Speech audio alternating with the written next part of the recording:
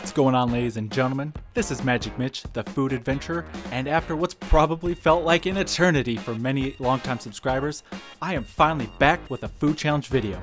And before we get started, if you are actually new to the channel and you're interested in joining me on my food adventures, where I battle all kinds of food monstrosities just like this one, then be sure to hit that subscribe button as well as the bell notification, or if you're watching this on Facebook, be sure to like and follow the page so you never miss a video. Alright, so first off, I'm sure a ton of you want to know just exactly where I've been, and I'm not going to talk about it too much in this video. I think it'll be more appropriate to do a separate video for that, but I will say this.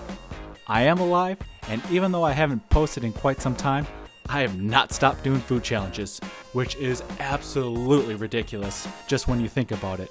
Oh man, I have so many videos to catch up on, not even sure how I'm going to go about doing that, but I suppose I'll just cross that bridge when I get there. So with that being said, I'm just going to dive into the challenge at hand, which was at a place called Alsacium in Montreal of Quebec, Canada.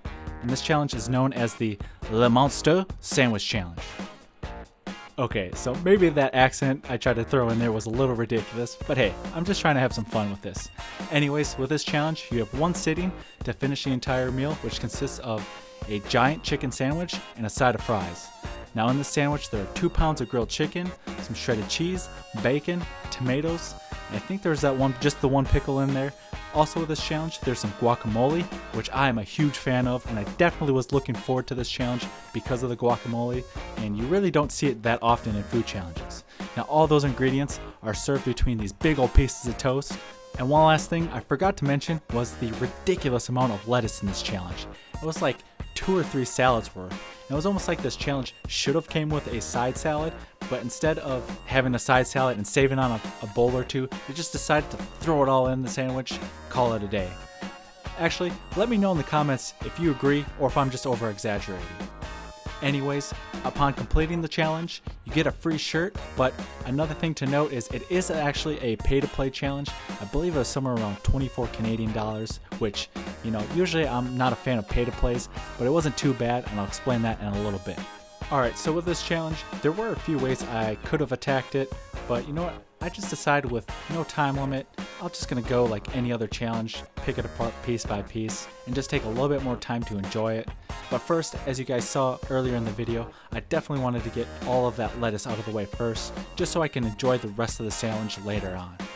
So for my thoughts on this food challenge, in terms of the rules and setup, I'm giving this one a 3.5 out of 5, which is a little high for a pay-to-play in my opinion. But first, I did get this half off since I was filming it. Second, it is a more unique food challenge since I would say off the top of my head, I can't really think of any other chicken sandwich challenges.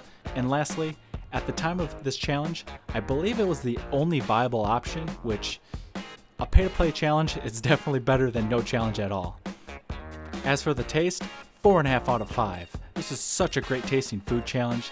Even though I didn't enjoy it like an actual sandwich with all the ingredients together, the chicken with the melted cheese was so good, the guacamole on the toast, phenomenal. And even the fries were good, which is a more uncommon thing to see than you would think because typically with food challenges, they're just a filler side item and they're usually overcooked, oversalted, or pretty bland, or you know, maybe a combination of any of those three. But in this case, the fries had a consistency that reminded me of curly fries, where it's got the right amount of crispy outside and soft center.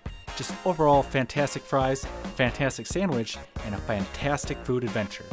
Alright, that's going to do it for this food adventure. Now if you enjoyed this video, be sure to leave a little magic of your own by liking and sharing the video, and be sure to subscribe to the channel on YouTube or like the Facebook page if you want to see more food adventure videos just like this. Thank you so much for watching, and I'll see you in the next adventure.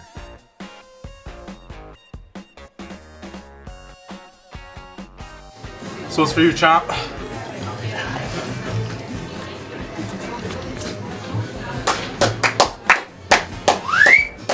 Good job, Devin.